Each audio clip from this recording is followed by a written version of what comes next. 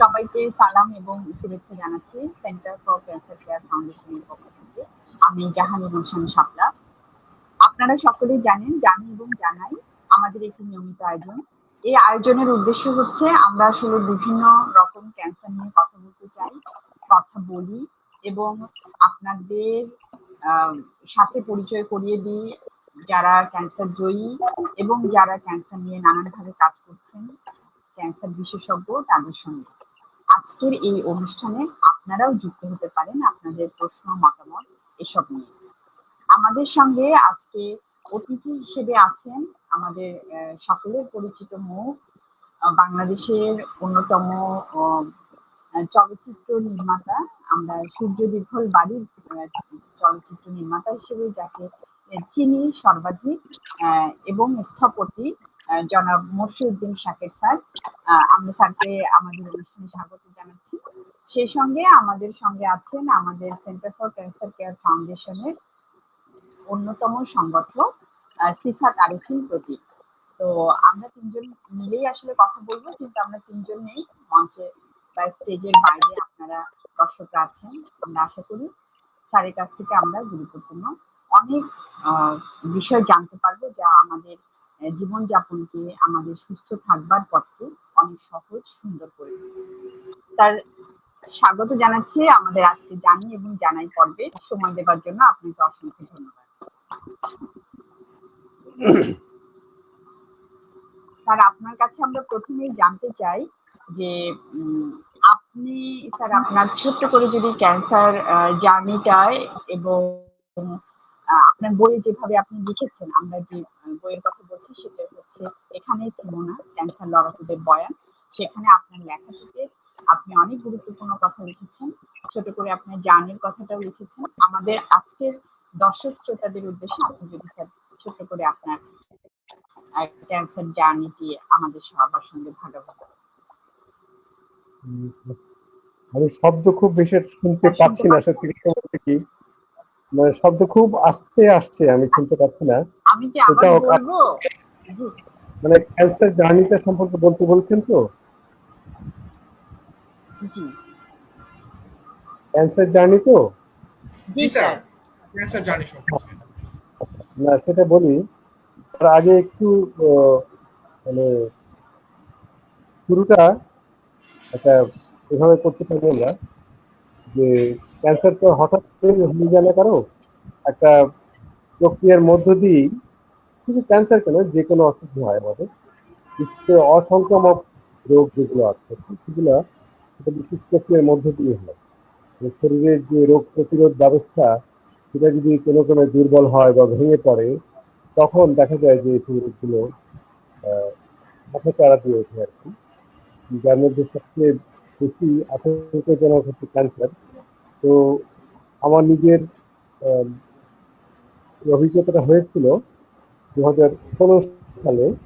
তবে খুব অল্পের মধ্যে দিয়েই সামান্য চিকিৎসা ভালো হয়ে গেছিল, কারণ প্রাথমিক স্তরে ধরা পড়াতে ঠিকমতো চিকিৎসা হওয়াতে আমার বেশি দিনে ভুগতে হয়নি।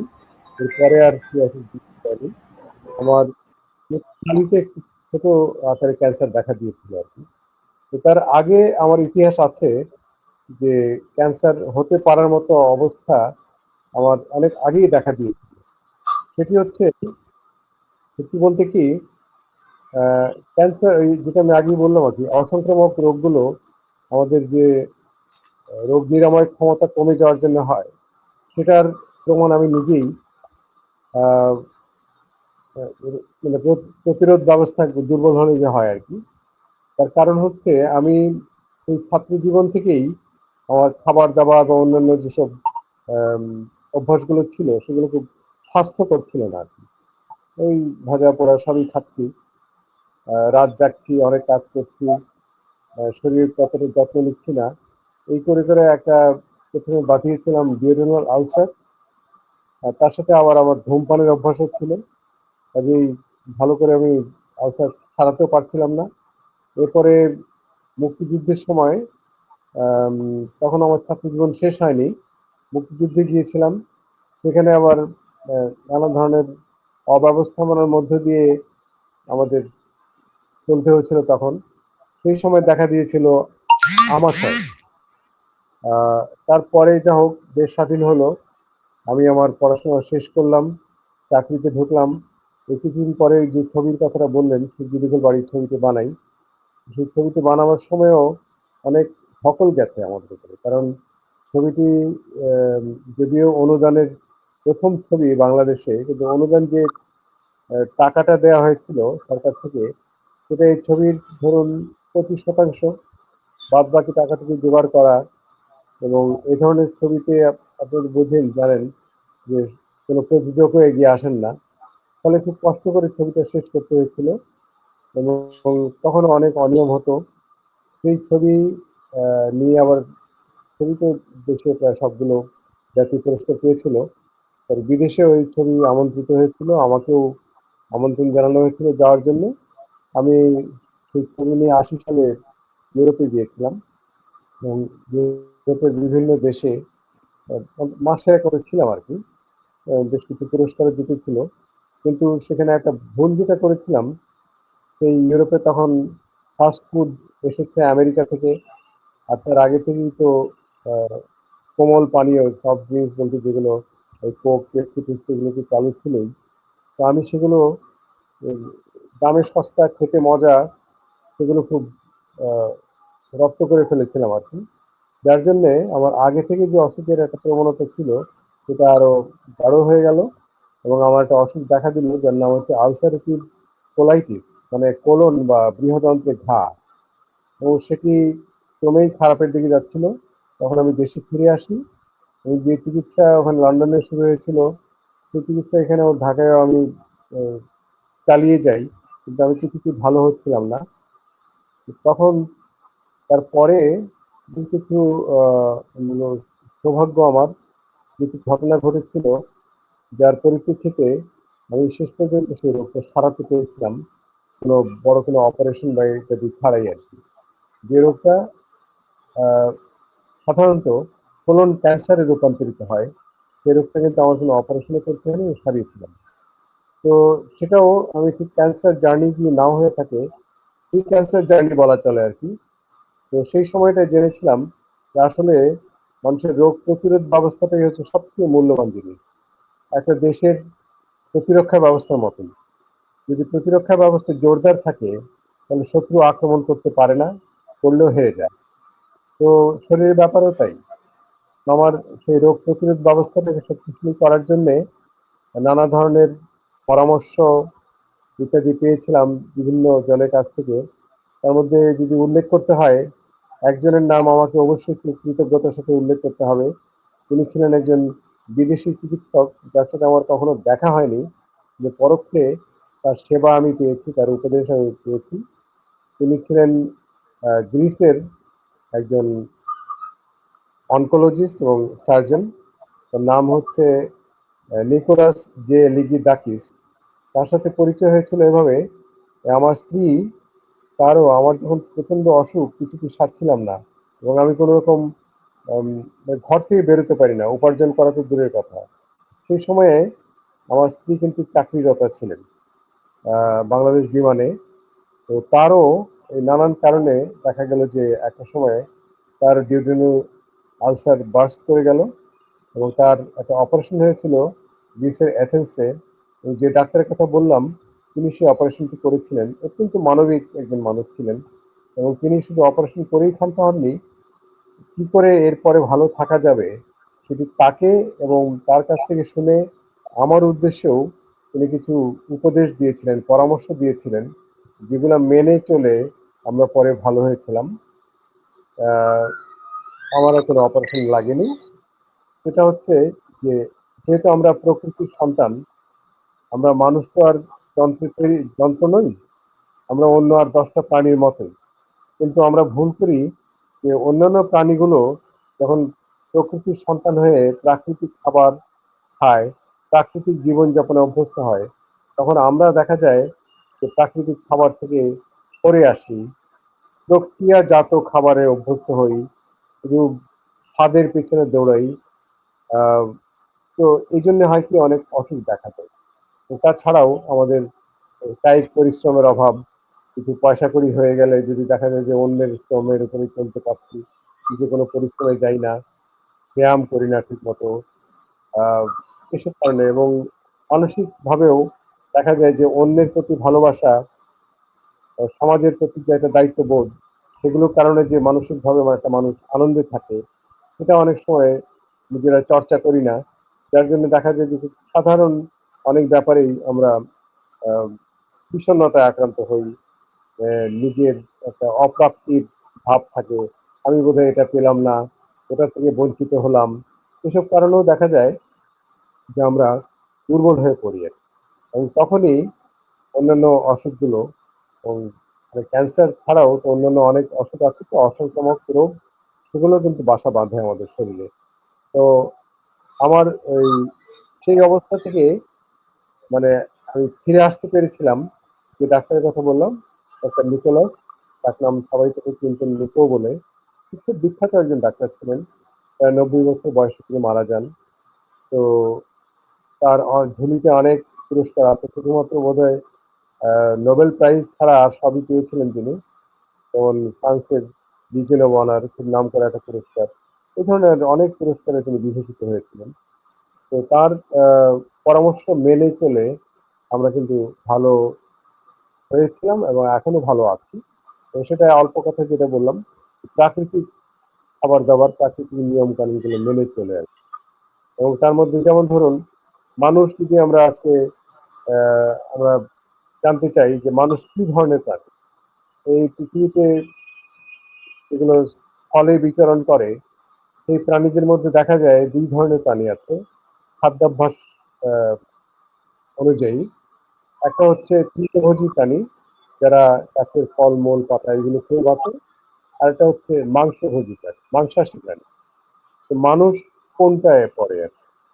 তো আমরা দেখা যায় আমরা সবই খাচ্ছি, মাংসও খাচ্ছি, ফলমূলও খাচ্ছি, সবজিও খাচ্ছি। কিন্তু একটু গভীরভাবে যদি আমি তলিয়ে দেখি, এবং এ নিয়ে গবেষণা হয়েছে, দেখা যাবে যে মানুষ আসলে কিন্তু মাংসাশী প্রাণী নয়। মানুষের দাঁতের গঠন থেকে শুরু করে একদম তার পায়ুদার পর্যন্ত আমি যদি বলি আর কি, পুরোটাই যদি বিশ্লেষণ করা যায়, দেখা যায়, তাহলে দেখা যাবে যে আমরা তৃণভোজী প্রাণীর সাথে আমাদের মিল, মাংসাশী প্রাণীর সাথে নয়। কিন্তু আমরা প্রচুর মাংস খাই, শুধু তাই নয়, সেটাকে এমনভাবে প্রক্রিয়াজাত করি প্রচুর তেল মশলা সহযোগে। এবং এগুলোই কিন্তু আমাদের ডাক্তার নিকো আমাদেরকে সাবধান করেছিলেন যে এই ধরনের খাবার এড়িয়ে চলতে হবে, প্রাকৃতিক খাবার খেতে হবে, এবং মানুষ যে প্রকৃতির প্রাণী, সেই প্রকৃতিকেই তার সম্মান করে চলতে হবে। তো আমরা সেভাবে চলেই ভালো আছি। যেমন উদাহরণস্বরূপ, আমরা তেল চর্বি খাই না। যেমন ধরুন রান্নায় যে তেল ব্যবহার করা হয়, আমরা রান্নায় তেল ব্যবহার করি না বহু বছর ধরে। তো এরকম আরো কিছু উদাহরণ দেওয়া যায়। যেমন স্যার ময়দা। আমি জি স্যার, আমি আপনাকে এই পর্যায়ে স্যার একটু এর মানে পরের প্রশ্ন দিতে আসবো, আপনি যা শুরু করেছেন। তো হ্যাঁ, বলুন। আমরা আহ, জি স্যার, আপনার কাছে তো স্যার জানলাম যে আপনি ভালো আছেন। এরপরে কি স্যার আপনার আর কোনো জটিলতা, আপনি যে ডাক্তার নিকের কথা বলছেন, ওনার পরামর্শ আহ, যখন আপনি নিতে শুরু করলেন, আহ, তারপর থেকে আপনার আর কোনো রকম জটিলতা শারীরিক আহ, হয়নি, এরকম কি ছিল স্যার ব্যাপারটা? মানে আপনি জানতে চাইছেন যে আর কোনো জটিলতা আমার দেখা দিয়েছে কিনা? জি জি, পরবর্তীতে। না, পরবর্তীতে আর কোনো জটিলতা দেখা দেয়নি। কারণ আমি তো বললাম যে যে জি নিয়মগুলো জি। আমরা মেনে চলি, এগুলো খুব ধন্বন্তরীর মতোই আর কি। এবং সব রোগের জন্যই, ক্যান্সার তো বটেই। তাহলে স্যার আপনি আর কত বছর ধরে আসলে এই নিয়ম মেনে চলছেন, এবং সেই নিয়মগুলো সম্পর্কে আপনি স্যার আমাদেরকে একটু বিস্তারিত বলেন। আমরা বহু কারণ বছর স্যার, যাবত, জি বহু বছর আহ, মানে স্যার কি 30-40? হ্যাঁ এরকম 30 বছর ধরুন। না 30 না, 40 বছর। 40 বছর, 40 বছর 40 যাবত। বছর ধরে আহ, আপনি নিয়ম পালন করে ভালো আছেন। এখন আমাদের হ্যাঁ, মধ্যে স্যার একটা প্রশ্ন প্রায়ই আসে এবং আমরা ভীত হয়ে যাই। আহ, প্রথমেই ভীত হয়ে যাই, মানে আমরা প্রথমেই মনে করি যে এটা কিভাবে সম্ভব। যেমন আপনি একটু ছোট করে বলছেন যে তেল ছাড়া খাবার বা জীবনযাপন পদ্ধতি স্বাস্থ্যসম্মত করা, সেখানে আহ, মানুষ তৃণভোজী বা খাবার দাবার থেকে শুরু করে তার পুরো লাইফস্টাইল মডিফিকেশন বলতে যা বোঝায়, আপনার লেখাতেও হ্যাঁ, আপনি বলেছেন। আপনার লেখার হ্যাঁ, শিরোনামে ছিল যে একজন ক্যান্সার জয়ীর উপলব্ধি। তো আপনার এই যে স্যার 40 বছর ধরে আপনি মানে এটা কিভাবে সম্ভব? মানে আমার কাছে একটা প্রশ্ন যে কিভাবে সম্ভব যে আপনি এটা মেনে চলছেন এবং সেই মেনে চলাটা কি কি নিয়ম আপনি আসলে মেনে চলছেন একেবারে সকাল থেকে রাত অবধি আপনার 1-2 দিনের মানে জীবন যাপনের বিষয়টি যদি আপনি আমাদের সঙ্গে শেয়ার করেন তাহলে মনে হয় স্যার আমরা অনেক উপকৃত হব। হুম। আচ্ছা, আমি দেখছি আমার ছবিটা বোধহয় দেখা যাচ্ছে কি? জি স্যার, ঠিক এখন আছে। যাচ্ছে। হ্যাঁ, এখন ঠিক আছে। তো জীবনযাপন আপনি বললেন যে কিভাবে সম্ভব? আমার মনে হয় সবকিছুই মানুষের পক্ষে সম্ভব বা অসম্ভব সেটা নির্ভর করে যে কে কতটা একটা জিনিসের উপর গুরুত্ব আরোপ করে বা মূল্য দেয়। যেমন আমি যদি আহ, জীবনকে মূল্যবান মনে করি যে একবারই পৃথিবীতে এসেছি, দ্বিতীয়বার আসবো না, কাজেই যতটা সম্ভব যদি সুস্থ থাকা যায়, সুস্থ থেকে মৃত্যুটা একদিন সবারই আছে, একদিন চলে যেতেই হবে। আমাদের ব্যক্তিগতভাবে অনেকের জীবনেই তো আমরা মৃত্যুর অনেক দেখা পাই, আমাদের আত্মীয় স্বজন যারা মারা যান। আমার নিজেরও তাই হয়েছে। ছোটবেলায় আমার 9 বছর বয়সে আমার বাবাকে হারিয়েছিলাম। তার তখন বয়স 42 বছর হয়নি। আহ, তিনি ব্লাড ক্যান্সারে মারা গিয়েছিলেন। তো পরবর্তী সময় আমি জেনেছি যে তিনি ঢাকা মেডিকেল কলেজ হাসপাতালের প্রথম ব্লাড ক্যান্সার পেশেন্ট ছিলেন। তো যাই হোক, তো আমাদের বংশে আছে এই রোগের প্রবণতাটা। তো সেটা যখন আমি বুঝতে শিখেছি, তখন থেকে আমি ভাবলাম যে না, আমাকে যদি বাঁচতে হয় তাহলে ওই যে কতগুলো ইচ্ছা আছে মানুষের যে খুব মজাদার খাবার খাবো, যা ইচ্ছা তা হোক, পরে দেখা যাক, একটা ওষুধ টষুধ খেয়ে নেবো। আমি দেখলাম যে না, এগুলো কোনো কাজের কথা না। কারণ আমি নিজে যে অসুখটা শুরু হয়েছিল আমার, যেটা আমি বললাম আগে ইউরোপে, সেটা কিন্তু সেই মজাদার খাবারের প্রলোভনে ফাঁদে পা দিয়েই কিন্তু। কাজে আমি ওখান থেকে নিজেকে যখন দেখলাম যে আমাকে বাঁচতে হবে, তখন আমি সেখান থেকে সরে এসেছি। এবং এই ধরনের মূল্যবোধই কিন্তু মানুষকে পারে কোনো একটা শক্ত কাজে কামিয়াব হতে সাহায্য করে আর কি। সেটা যে যে কাজই হোক না কেন, আমি মনে করি। সুতরাং এটা কঠিন না। আপাতত দৃষ্টিতে শুনে মনে হচ্ছে হ্যাঁ, তেল ছাড়া কি করে খাবো। অনেকেই বলেন আমাকে যে কি বলেন, তেল ছাড়া রান্না হয় নাকি? এমন যে হবে না কেন, পৃথিবীতে এরকম অনেক জাতি আছেন যারা তেল ছাড়া রান্না করেন। আহ, আমরা সবকিছুতেই ধরুন পেঁয়াজ রসুন আদা সবকিছুই একটা তরকারিতে দেওয়া হয়, কিন্তু তেলটা দেওয়া হয় না। তার কারণ হলো, তেল সম্পর্কে আমি একটু পড়াশোনা করেছিলাম, তাতে জেনেছিলাম যে তেল খুব একটা ভালো জিনিস নয়। বিশেষ করে তেল যখন গরম করা হয়, গরম করলে যে রাসায়নিক বিক্রিয়া হয়, সেটা শরীরের জন্য খুবই মারাত্মক।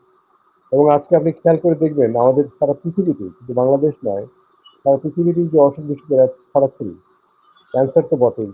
এর কারণ কিন্তু ওই যে এইসব তৈলাক্ত খাবার খাওয়া।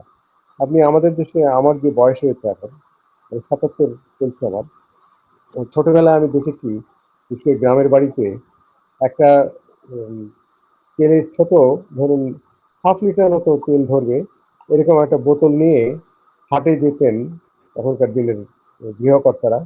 এবং দেখা যেত যে ওই একদিন হাটবার সপ্তাহে, সেই এক শিশি তেল এনে 1 সপ্তাহ চালাতেন।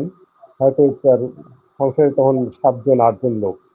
তো সেই অবস্থা থেকে এখন কোথায় গিয়ে দাঁড়িয়েছে, এখন মানুষ 5 লিটারের বড় বড় বোতল কেনে এবং সেগুলো পানির মতো তেল ঢালে। এবং এই যে হয়তো খেতে খুব মজা হয়, কিন্তু মজার পেছনে কিন্তু সাজা অপেক্ষা করে আর কি। এটা যদি মানুষ বুঝতে পারে এবং সবসময় যে মূল্য না দিয়ে প্রথমে বুঝে ফেলে তা না, আমি তাদেরকেই বুদ্ধিমান মনে করি যারা মাসুল না দিয়ে আগে বুঝতে পারেন আর কি। বুঝে, এমন আমি অনেককে পেয়েছি যারা এই পথে আহ, এগুলো শুনেই এগিয়ে গেছেন, হয়তো বড় কোনো অসুখ না হওয়া সত্ত্বেও। তো তারা আমি মনে করি বেশি বুদ্ধিমান। আমি ততটা বুদ্ধিমান ছিলাম না, থেকে শিখেছি আর কি। কিন্তু এটাই পথ। আপনি তেল ছাড়তে হবে। আর হ্যাঁ, একেবারে খেতে পারবেন না তেল তা নয়। কিছু তেল আছে যেগুলো, যেমন সয়াবিন তেলটা, এটা এমনিতে কিন্তু ওর জন্ম থেকেই খারাপ। মানে তার যে তৈরি হওয়ার পদ্ধতি বা প্রক্রিয়া, সেটাই খুব ত্রুটিযুক্ত। এটা একদম বাদ দেওয়া উচিত। আহ সর্ষের তেল, বিশেষ করে যদি ঘানি ভাঙা সর্ষের তেল হয় তাহলে তো কথাই নেই, ওই তেলটা ভালো। আর এক্সট্রা ভার্জিন অলিভ অয়েল বলে একটা আছে, অলিভ অয়েলের একটা বিশেষ প্রকার, ওটাও ঠান্ডা অবস্থায় চাপ দিয়ে তেলটা বার করা হয়। এই দুটো তেল আপনি খেতে পারেন, তবে গরম করা চলবে না। ধরুন ভর্তার মধ্যে আপনি মাখিয়ে খেতে পারেন, অথবা কোনো একটা কিছু রান্না করে যে তেল সহকারে খাওয়ার ইচ্ছে হলো, যেমন ধরুন খিচুড়ি, বর্ষাকালে অনেক সময় ইচ্ছে হয় একটু খিচুড়ি খাওয়ার, খিচুড়িটা এমনি রান্না করলেন, করে তারপরে পাতে নিয়ে তার উপরে একটু তেল ছড়িয়ে দিয়ে মাখিয়ে নেবেন, এভাবে খাওয়া যেতে পারে, তারই ভদ্র। তো তেল না খেয়ে মানুষ অভ্যাসের দাস, এটা কথা আছে। তেল খেয়ে যেমন মানুষ অভ্যাসের দাস হয়, আবার তেল ছেড়ে দিলেই কিন্তু আবার দেখা যায় যে তেল না খেলে কোনো রকম মনেই হয় না যে তেল ছাড়া খাচ্ছে। এটা আমি সবাইকে বলি যে একবার কিছুদিন টেস্ট করে দেখুন, দেখে দেখবেন যে আপনার কখনো মনে হবে না তেল মিস করছেন আর কি।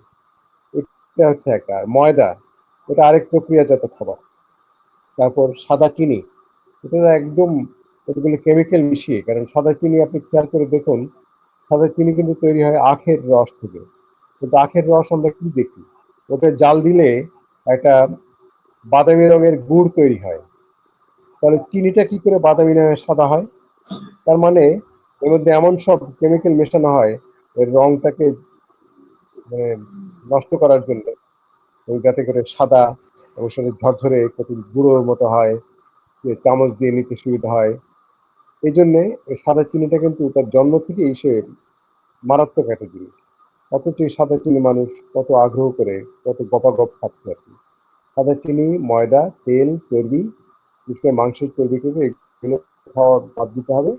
আরো কয়েকটা জিনিস আছে, যেমন ধরুন মাছ খাবেন, তো এই চাষ করা মাছ অনেক সময় দেখা যায় কিছু কিছু চাষি আছে যারা লোভে পড়ে মাছের ওজন বাড়াবার জন্য এমন সব বর্জ্য পদার্থ মাছকে খাওয়ায়, সেই মাছ খেলে পরে দেখা যায় যে ক্যান্সার অসুখ হতে পারে। আমার ধারণা, আমার যে মূত্রনালীতে একটা ক্যান্সার দেখা দিয়েছিল এত সাবধানতার পরেও, সম্ভবত ওই চাষের মাছ খেয়ে হয়েছিল। একসময় আমি চাষের মাছ আমি খেতাম, ওগুলো এখন পুরোপুরি বাদ দিয়েছি, আমার কোনো অসুবিধা নেই। তো এই কথাগুলোই আমি চাই যে সবাই যদি একটু শোনেন, একটু কিছু মেনে চলে দেখেন কেমন আছেন, তাহলে প্রমাণটা হাতে নাতেই পেয়ে যাবেন সবাই। এই আর কি। স্যার একজন জানতে চেয়েছেন, আজকাল শুনি নারিকেল তেলটা ভালো, আর সেটা কি খাওয়া যায়? আর নাজমুন নাহার আপা প্রশ্ন করেছেন স্যার, নারিকেল হ্যাঁ, তেল। নারকেল তেল খাওয়া যায়, কিন্তু ওই যেটা বললাম, গরম করা যাবে না, ঠান্ডা অবস্থা খেতে হবে। আর নারকেল এমনি যদি কেউ খেতে চান, যে নারকেলের ভেতর থেকে পুড়িয়ে নারকেল বার করা, সেটাও কিন্তু ওর ভেতরে তেলটা থাকে, তো এটা যদি কোনো কিছু মিশিয়ে খাওয়া যায় তাহলে কিন্তু তেল খাওয়ার মতোই স্বাদ পাওয়া যায়। স্যার এই মুহূর্তে আমরা দেখি যে স্যার, মানে বাইরে খাবার, ফাস্ট ফুড খাওয়ার প্রবণতা অনেক বেশি। সেটা স্যার হচ্ছে গিয়ে কর্মব্যস্ততার জন্য, অনেকটা ফ্যাশনের জন্য, অনেকটা হচ্ছে স্রোতে গা ভাসানোর মতো করেই। স্যার এই সম্পর্কে স্যার, স্বাস্থ্য সচেতন করার জন্য আমাদের কি করণীয় আছে, বা কি ধরনের ক্যাম্পেইন করে এই বিষয়টাকে সচেতন করা যেতে পারে? ফাস্ট ফুড সম্পর্কে একটা কথাই বলা চলে, fast food brings fast death, এ বিষয়ে কোনো সন্দেহ নেই। কারণ আজকাল তো আমরা দেখছি, আমার আমার বাসা যেখানে তার কাছেই হচ্ছে বেইলি রোড। বেইলি রোড হচ্ছে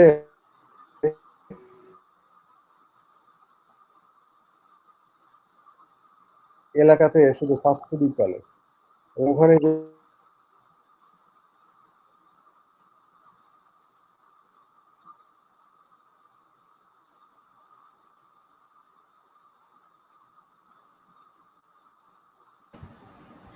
দুঃখিত, আজকে আমাদের অল্প নেটওয়ার্ক বয়সে অনেক। ক্যান্সার ট্যান্সার হয়ে গেলে পরে আর সারানোর কোনো উপায় থাকে না। এই জন্যেই এগুলো প্রমাণিত আর কি।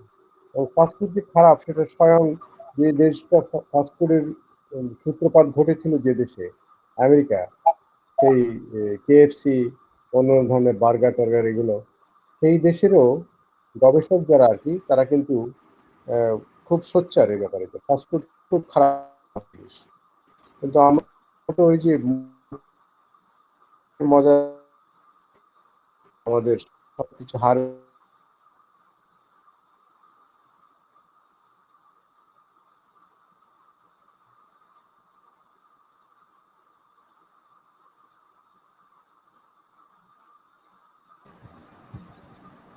আবারও স্যার নেটওয়ার্কের জন্য এই মুহূর্তে লোড হচ্ছে। আশা করছি অল্প কিছুক্ষণের মধ্যেই স্যার আবার যুক্ত হতে পারবেন।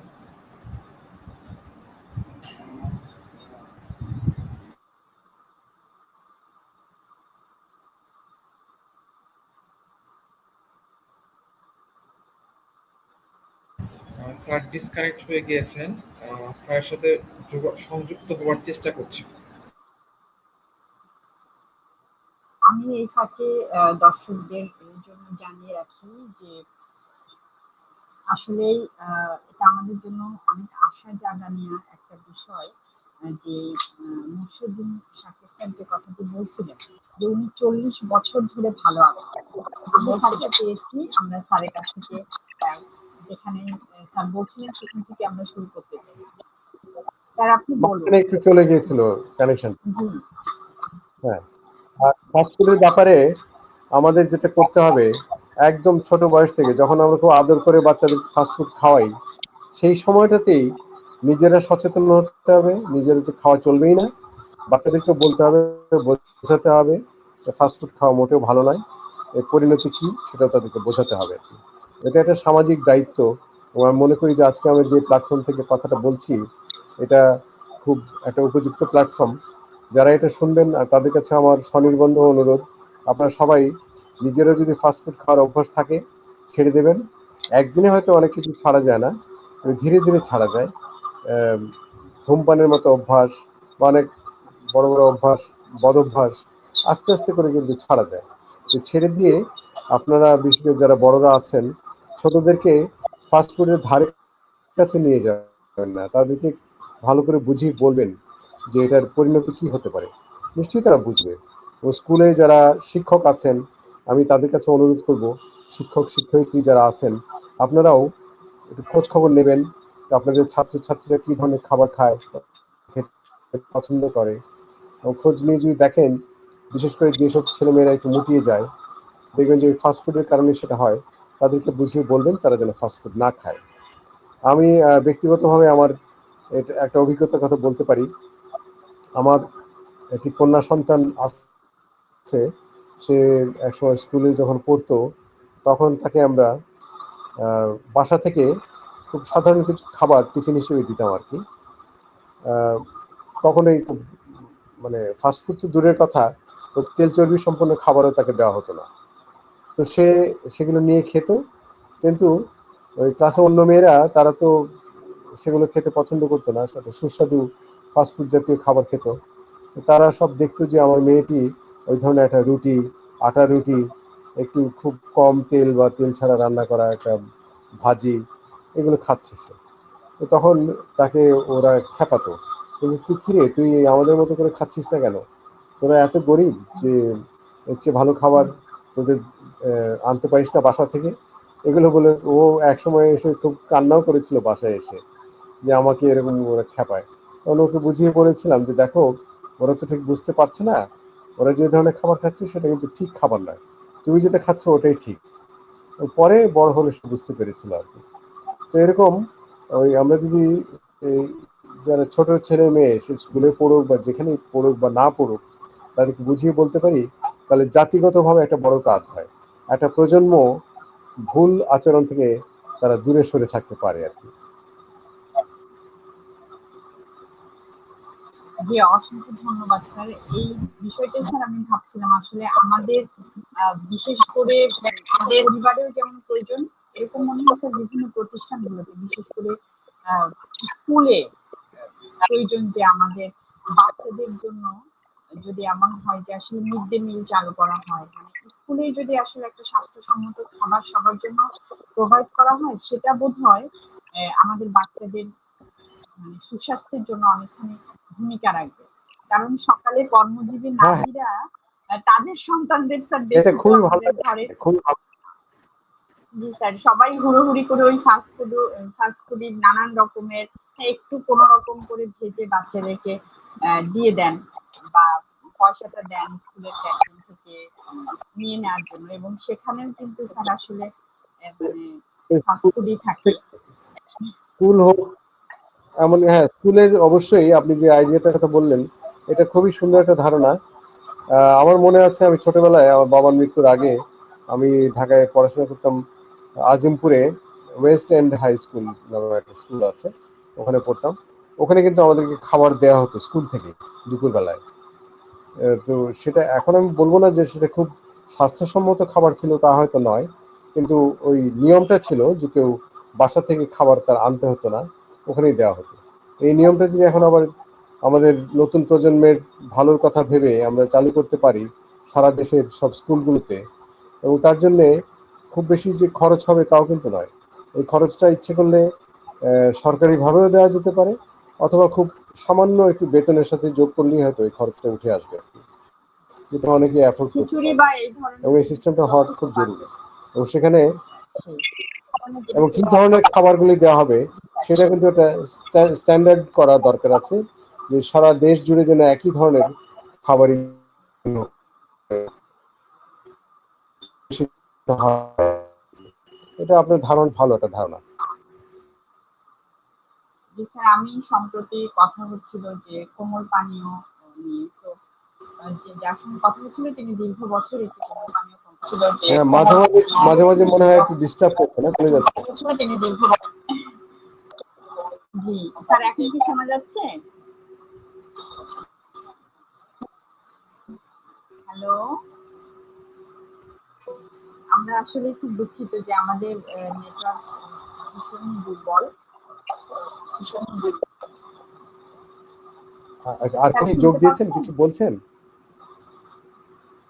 জি স্যার, বলছি যে কোমল পানীয় যে আমি তো অল্প আমরা অল্প একটু কথা শুনতে বলে পাচ্ছি। যাচ্ছি। হ্যাঁ, না, আর কেউ কি যোগ দিয়েছেন আমাদের সাথে? না স্যার, এখনো আপাতত আর কেউ যোগ দেননি, আমরাই আছি। আচ্ছা। না, অনেকে বলেন যে যদি আমরা এই মাংস না খাই বা তেল চর্বি না খাই তাহলে খাবোটা কি? আমার কথা হচ্ছে যে আমরা যদি সবজি এবং ফলমূলের উপর জোর দিই, যেটা সৌভাগ্যক্রমে আমাদের দেশে ধান চাষের উপরে বেশি গুরুত্ব দেওয়া হতো, এখন কিন্তু বিশেষ করে শহরাঞ্চলে তো আমি দেখি সব ফলমূলই পাওয়া যায়, সবজিও পাওয়া যায়। আর তাছাড়া আরো কিছু জিনিস আছে সবসময় বহন করতে পারি, যেমন ধরুন বাদাম, বিভিন্ন ধরনের বাদাম আছে, চীনে বাদাম হোক বা অন্য আরো কয়েক ধরনের বাদাম টাদাম আছে। সেগুলো সাথে যদি কিছু রাখতে পারে, ছেলেমেয়েরা হোক বড়রা হোক, তো বাদাম খেলেও কিন্তু অনেক ধরনের ভিটামিন শরীরে আহ, ওটা যোগ হয় আর কি। তো এই অভ্যাসগুলো আমরা ইচ্ছে করলে করতে পারি। তারপর যেমন ধরুন আহ, ফলমূলের ব্যাপারটা, ক্যান্সারের ক্ষেত্রে কিন্তু বলা হয় যে ফলের রস বা সবজির রস খেলে অনেক ক্যান্সার কিন্তু এমনিতেই ভালো হয়ে যায়। যদি সম্ভব হয় কখনো বাসায় বসে রস করে খাওয়া, সেটা অবশ্যই খাবে মানুষ। কিন্তু যদি সম্ভব না হয় তাহলে ওই যেখানে ফল টল পাওয়া যাবে বা নিজে কিছুটা ফল সাথে ব্যাগে করে নিলে সারাদিনে অন্তত আমি দেখেছি যে সবগুলো ভিটামিন কভার করার জন্য ৬-৭ ধরনের ফল খাওয়া যায়। শুনে হয়তো কেউ ওটা আটকে উঠতে পারেন, ৬-৭ ধরনের ফল মানে তো অনেক ফল খেতে হবে, তা নয়। একটা আপেল খেলেন, এটা কিন্তু এক ধরনের ফল খাওয়া হলো। দুটো আমলকি খাওয়া হলো, হয়ে গেল। একটা আম, একটা কলা, কয়েকটা লিচু, এগুলো কিন্তু এক একটা আইটেম হয়ে গেল। তো এভাবে ৬-৭ ধরনের ফল একটু সচেতন ভাবে খাওয়া খুব একটা কঠিন কিন্তু না। বিশেষ করে বাসায় এই ধরনের কেনাকাটা করে এই আয়োজনটা রাখা সারা বছরই রাখা সম্ভব। সবজির ব্যাপারও তাই, বেশ কয়েক ধরনের সবজি আমরা যদি খেতে পারি তাহলে সব ধরনের ভিটামিন কিন্তু সেই সবজি থেকেই পাওয়া যায়। এবং সেই সবজিগুলো সবই যে খুব আমি আগে যেটা বলেছি তেল দিয়ে খেতে হবে তা তো না, ওই সেদ্ধ, কিন্তু তার সাথে পেঁয়াজ, রসুন, কাঁচা লঙ্কা, অন্যান্য কোনো কিছু মশলা দিতে হলে সেগুলো দিয়ে শুধু তেলটুকু বাদ দিয়ে সেই সবজি খাওয়া যায়। দিনে বেশ কয়েক ধরনের সবজি খাওয়া যেতে পারে। তো আর কিছু সবজি তো আছে এমনি কামড়ে কামড়ে খাওয়া যায়, যেমন শশা, গাজর, আম, বা এই ধরনের আরো দু একটা না সালাদ আইটেম, এগুলো তো এমনি খাওয়া যায় আর কি। তো এইভাবে যদি আমরা দিনে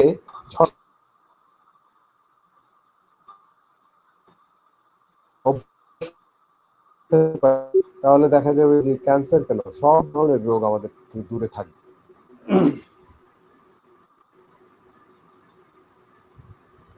জি স্যার, অসংখ্য ধন্যবাদ। আপনি আরো কেউ খাবারের কিছু ব্যাপারে জানতে যেভাবে চেয়েছেন? বলেছেন।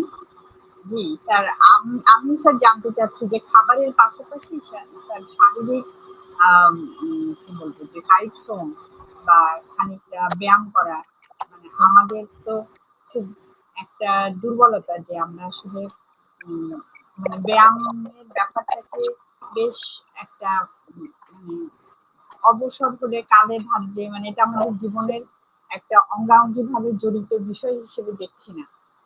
তো সেই জায়গায় স্যার আপনার পরামর্শ কি? আমরা কিভাবে খাবারের মতো আহ, আমাদের কায়িক শ্রম বা শরীর চর্চাকে নিজেদের সুস্থ থাকবার জন্য জীবনযাপনের অংশ হিসেবে নিতে পারি?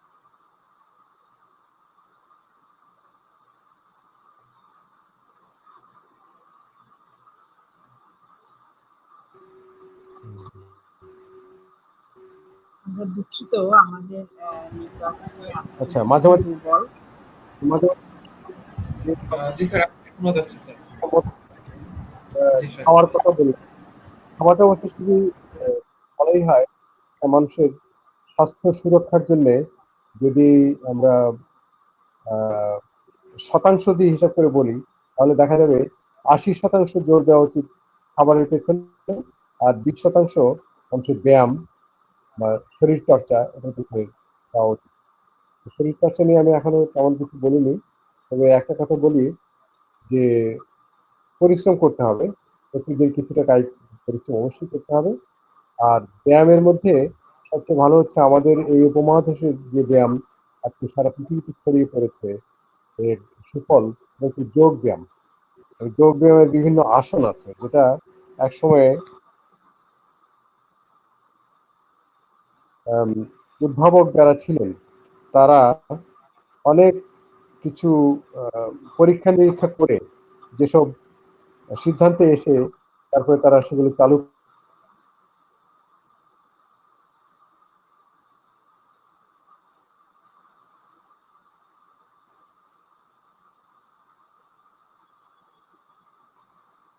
আমরা এই ফাঁকে আমাদের দর্শকদেরকে জানাতে চাই, আপনাদের যদি কোনো প্রশ্ন থাকে, কোনো কিছু সম্পূরক কিছু বলবার থাকে, আপনারা আমাদেরকে জানাতে পারেন। মুসুদ্দিন সাকি স্যার সেই সব প্রশ্নের উত্তর দেবেন।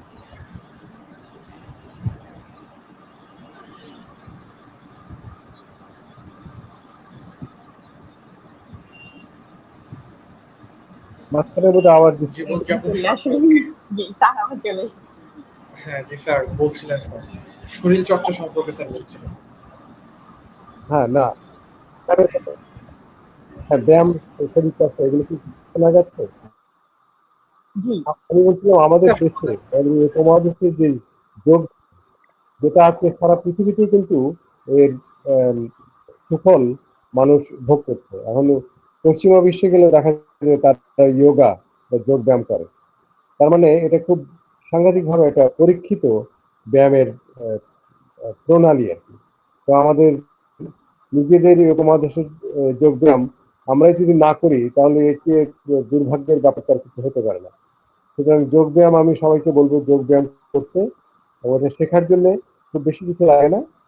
কিছু বই আছে যোগ ব্যায়ামের উপরে, আমাদের বাজারেই পাওয়া যায়, সেই বইগুলো পড়লে আর দু একদিন যদি তেমন গুরু যারা যোগ ব্যায়াম শেখান তাদের শরণাপন্ন হওয়া যায়, তাদের সংস্পর্শে আসা যায়, তাহলে 2-4 দিন প্র্যাকটিস করলে কিন্তু যোগ ব্যায়াম শিখে ফেলা যায়। কিন্তু করতে হবে নিয়মিত, প্রত্যেকদিন যোগ ব্যায়াম করতে হবে। তারপর কিছু শ্বাস প্রশ্বাসের ব্যায়াম আছে, কারণ একটা কথাই আছে যে শ্বাস পূরণে লাশ।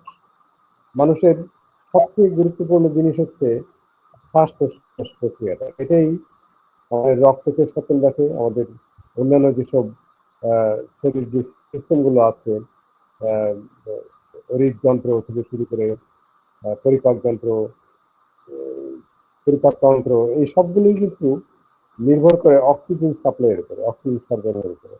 কাজেই শ্বাস, ঠিকমতো শ্বাস নেওয়া, প্রচুর অক্সিজেন বুক ভরে নেওয়া এবং ঠিক সময় মতো সেটা ছেড়ে দেওয়া, এটাও কিন্তু খুব একটা গুরুত্বপূর্ণ কাজ।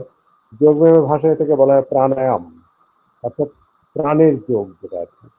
তো এই শ্বাস প্রশ্বাসের ব্যায়ামও আমরা সচেতনভাবে আমাদের প্রতিদিন কিছু করা উচিত। বিশেষ করে আহ, শবাসন যেটাকে বলা হয়, অর্থাৎ বালিশ ছাড়া কোনো একটা শক্ত বিছানায় চিত হয়ে হাত পা ছড়িয়ে শুয়ে থাকা, একটা সব দেহের মতো, একটা মরা লাশের মতো শুয়ে থাকা, এটা হচ্ছে শবাসন। এই শবাসন বেশ কয়েক মিনিট এক নাগাড়ে করা যায়, অন্তত 10 মিনিট তো করাই যায়। একদম মনটাকেও কোনো বিক্ষিপ্ত না করে একটু ধ্যানস্থ হয়ে যদি শুয়ে থাকা যায়, এই শবাসন কিন্তু খুব কাজে দেয়। এটা অনেকটা ওই যে মোবাইল যেরকম মানুষ রিচার্জ করি আমরা, ঠিক সেরকমই শরীরটাকে রিচার্জ করে ফেলা হয়। আর এই শবাসন দুভাবে করা যায়। একটা হয় যেটা আমি বললাম চিত হয়ে শুয়ে, আর একটা হচ্ছে ঠিক উল্টো করে, অর্থাৎ উপর হয়ে শুয়ে। এটাও কিন্তু খুব কাজের। এতে করে আমাদের শরীর থেকে কার্বন ডাই অক্সাইডের পরিমাণ অনেকটা কমে যায়, বেরিয়ে যায়। এবং আমরা সবাই জানি অক্সিজেন যেমন আমাদের শরীরের জন্য খুব উপকারী, কার্বন ডাই অক্সাইড, অর্থাৎ যেটা অক্সিজেনের সাথে কার্বন মিশে তৈরি হয়, সেটা আমাদের জন্য ততটাই অপকারী। সেই কার্বন ডাই অক্সাইড বেরিয়ে যাওয়ার জন্য উপর হয়ে শুয়ে, যেটাকে প্রনিং বলে, সেটা খুব কাজে দেয় আর কি। তো এই যে প্রাণায়াম, তারপর অন্যান্য যোগাসন, তাদের খাওয়া দাওয়ার কথা তো একটু আগে বললাম, সব কিছু মিলেই কিন্তু মানুষ সুস্থ থাকতে পারে বছরের পর বছর, এবং মনের প্রশান্তি সেটাও ধরে রাখতে পারে। কারণ যখন আমি দেখবো যে আমার শরীরটা ভালো আছে, এবং আমার এই পরামর্শ শুনে, বা আমার একই পরিবারের মানুষ অন্যরাও আমার মতো এভাবে খেয়ে করে তারাও ভালো আছেন, তখন কিন্তু এমনিতে কিন্তু মন ভালো থাকে। মন ভালো থাকাটাও শরীর ভালো থাকার অন্যতম পূর্ব শর্ত। সুতরাং আহ, এই আর কি মোটামুটি আজকের বিষয়বস্তুতে আমার মনে হয়। আর যদি কোনো প্রশ্ন কারো না থাকে, তাহলে আমরা তো মূল বিষয়গুলোকে স্পর্শ করেছি আর কি। আর কোনো প্রশ্ন আছে কি? জি স্যার, অনেক ধন্যবাদ স্যার, অনেক গুরুত্বপূর্ণ আর আর কেউ কি এগুলো যোগ জানার মধ্যে আমরা দিয়েছেন বা কোনো সীমাবদ্ধ প্রশ্ন থাকবো না। রেখেছেন? আমরা জি স্যার, আমারই একটি প্রশ্ন আছে। আমি যেটি বলতে আচ্ছা, চাচ্ছি যে আমরা তো স্যার আসলে খুব হ্যাঁ, সিরিয়াস বিষয় আলাপ করলাম। এখন আপনি যেহেতু উম, শুধুমাত্র আহ, মানে আমাদের আজকের অনুষ্ঠানের ক্যান্সার জয়ী হিসেবে এসেছেন তা নয়, আপনার যে বিশেষ আহ, পরিচয় আমাদের মানে চলচ্চিত্র জগতে, সেখানে সূর্য বিখন বাড়ির কথা তো সবাই আমরা জানি। তো আমাদের দর্শকদের জানবার একটি আগ্রহ হচ্ছে যে এই চলচ্চিত্রটি নির্মাণ করতে গিয়ে বা এই চলচ্চিত্র পরবর্তীকালে আপনার এমন কোনো আহ, মানে অভিজ্ঞতা বা ঘটনা যেটি আজকে আপনি আমাদের সঙ্গে শেয়ার করবেন, এবং যেটি শুনতে শুনতে আমরা আজকের এই অনুষ্ঠান শেষ করব। হ্যাঁ, অভিজ্ঞতা তো আছেই। বিশেষ করে আহ, দুঃখজনক অভিজ্ঞতাই বেশি, কারণ যেহেতু পয়সা কড়ি ছিল না, সেই পয়সা জোগাড় করে এই ছবির কাজ 1 বছর শেষ করা যেত, সেটা 3 বছর লেগেছিল। কাজেই সেই খারাপ অভিজ্ঞতা আছে। তো এ থেকে আমি এটুকু বলতে পারি যে আহ, ভালো চলচ্চিত্র তৈরি তৈরি করতে চান, শুধু চলচ্চিত্রই বা কেন বলবো, যে কোনো ভালো কাজ, যে কোনো শৈল্পিক কাজ করার জন্য আসলে অনেক ত্যাগ স্বীকার করতে হয়। আপনাকে প্রথমে খুব দৃঢ় সংকল্প হতে হবে যে কাজটা আপনি করতে চাইছেন সেটাকে শেষ করতে হবে। সুতরাং, এবং সেটা কোনো খারাপ পন্থায় নয়, আহ, ভালো পন্থা অবলম্বন করেই সেটা শেষ করতে হবে। কারণ যে কাজটি আপনি আহ, ভালো পন্থা অবলম্বন করে করতে পারবেন না, সেই কাজটিও কিন্তু ভালো হবে না শেষ পর্যন্ত। কাজে ধৈর্য থাকতে হবে, পরিশ্রম করার সে মানসিকতা থাকতে হবে। এটুকুই হচ্ছে আমার পরামর্শ অন্যদের কাছে। আর আমরা আপনারা হয়তো জানেন, বিশেষ করে আপনাকে, বিশেষ করে শাপলা, আপনাকে ধন্যবাদ আমি অবশ্যই দেওয়া উচিত আমার, যে আপনারা যে বইটি বের করেছেন আপনাদের সংগঠন থেকে, আহ, এখানে থেমো না নামে, এই বইটি কিন্তু খুবই ভালো হয়েছে এবং যারাই পড়ছেন তাদের মধ্যে খুব আলোড়ন তুলেছে বইটি। এবং এর খুব আহ, কি বলবো, যে এর অনেক হওয়া উচিত, এর যে মানে পড়ার যারা পাঠক আর কি, পাঠক তালিকায় আরো অনেক মানুষের যোগ হওয়া উচিত। তার জন্য আমার মনে হয় আপনারা এই চেষ্টা চালিয়ে যাবেন, এই বই যেন অনেক বেশি বিক্রি হয়, অনেক বেশি লোকের হাতে যায়। আর সেই বইয়ে আপনারা যারা লিখে, আমার লেখাও আছে, সাপলা আপনার লেখাও আছে, এবং আপনার সাথে অন্য আর যারা আছেন এই বইটি সম্পাদনার ক্ষেত্রে তাদেরই লেখা আছে। প্রতিটি লেখাই খুব সমৃদ্ধ এবং খুব ভালো। এবং ক্যান্সার সব রোগের বেলায় তাই কথাটা থাকে, ক্যান্সারের বেলায় একটু বেশি থাকে, যে আমরা যদি একজন অন্যজনের সান্নিধ্যে আসতে পারি ও অন্যজনকে আমরা সাহস যোগাতে পারি, তাহলে কিন্তু ক্যান্সারের মতো এরকম একটা মারাত্মক রোগকেও আমরা পরাজিত করতে পারি। এটা হচ্ছে মূল কথা। সুতরাং এই যে একে অন্যের সাথে একটা ভালোবাসার সম্পর্ক, নিবিড় সম্পর্ক, অন্যকে নিজের মতো করে দেখা, এই বইটির মধ্যে কিন্তু এই বাণীটি আছে। এবং সেদিক থেকে আমি আপনাকে আবারও ধন্যবাদ জানাতে চাই। বইটি খুবই ভালো একটা বই হয়েছে, এবং এটার জন্য আরো অনেকগুলো রিপ্রিন্ট যেন ভবিষ্যতে হয় আর কি। এবং সম্ভব হলে আরো কেউ যদি লিখতে চান, এর কলেবর আরো বাড়তেও পারে। আহ, কিন্তু এই কাজটি ধরে জি রাখতে হবে, স্যার, অসংখ্য চালিয়ে যেতে ধন্যবাদ। হবে।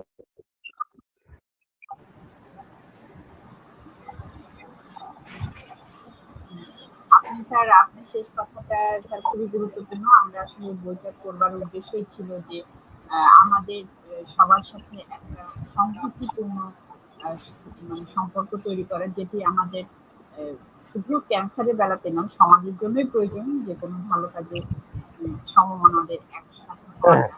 তো আমরা স্যার এই বইটির পরের ধাপে যেটি করছি সেটি হচ্ছে যে আগামী জুনের মধ্যে আমরা চেষ্টা করছি যে যারা আমরা যারা ক্যান্সার জার্নি সরাসরি গিয়েছি, তাদের সাথে যারা আষ্টে পৃষ্ঠে ছিলেন, আমাদের পরিবারে আমাদের স্বজনরা, যাদের আমরা কেয়ার গিভার বলি।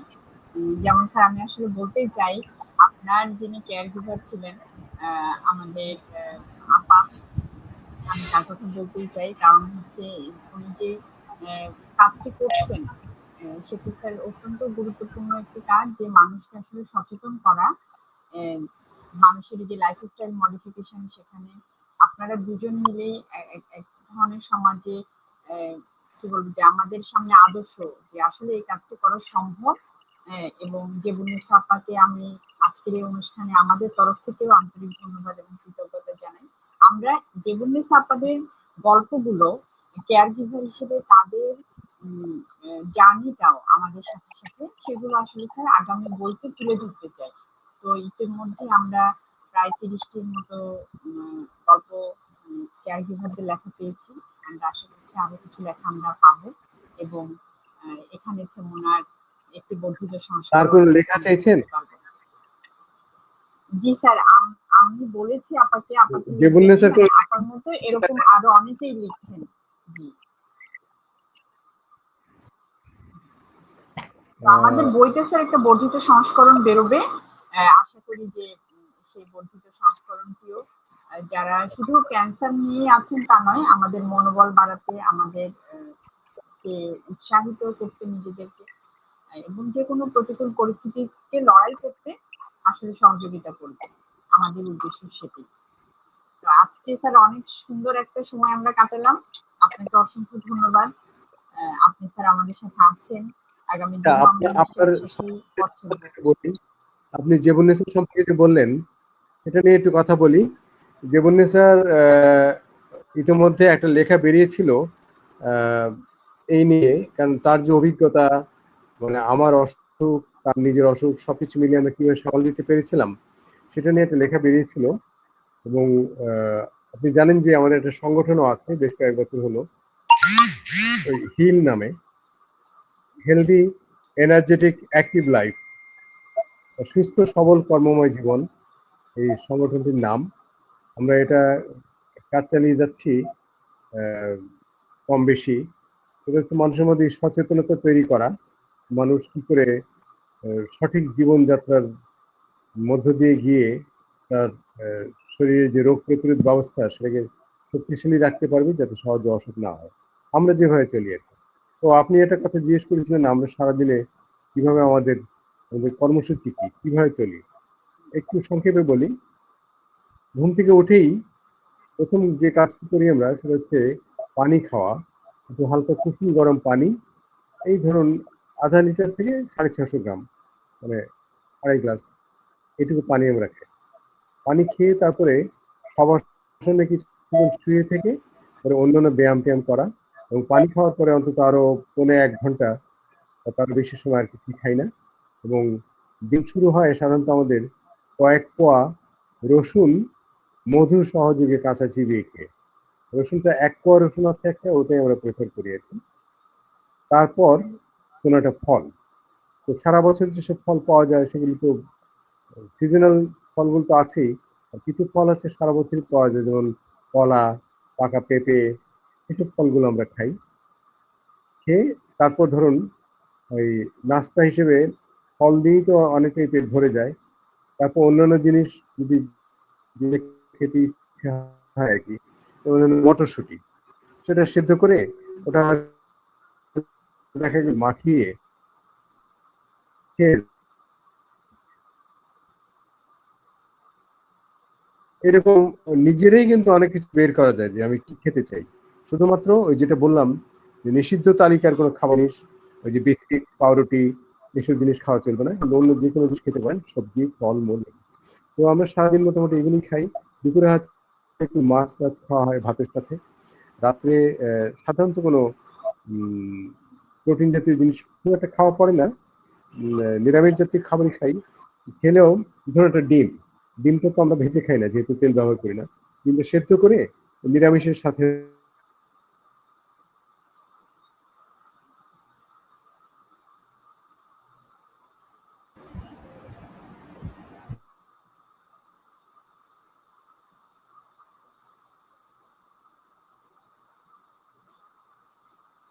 আমরা দুঃখিত, আমাদের আছে আসলে দুর্বল কথাই আমাদের হচ্ছে আলোচনা। মাঝখানে চলে গেছে। স্যার আমি এখন একটা জিনিস নিয়ে যে বলেছিলাম, বেশ কয়েক বছর আগে যে একটা লেখা বেরিয়েছিল 2016 সালে, একটা পত্রিকা আছে ভারত বিক্রিতা।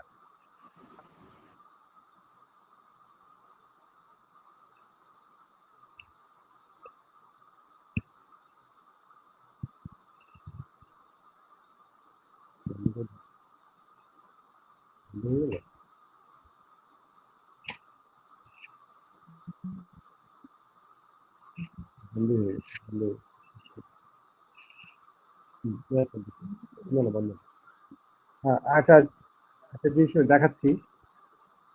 একটা পত্রিকা বেরিয়েছিল ভারত বিচিত্রা নামে, দেখতে পাচ্ছেন? এই জি স্যার, পত্রিকাটার লেখা বেরিয়েছিল, জি স্যার, দেখুন। এই পত্রিকাটা লেখা বেরিয়েছিল এগুলো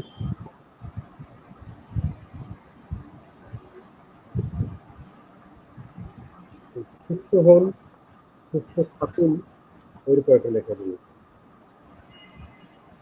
তো এই লেখাটাও এখনো কার্যকর। আমি চাইলে এটার কপি আমি স্ক্যানিং করে আপনাদের কাছে পাঠিয়ে দেবো, দেখবেন এটা কি করে যায়। ঠিক আছে।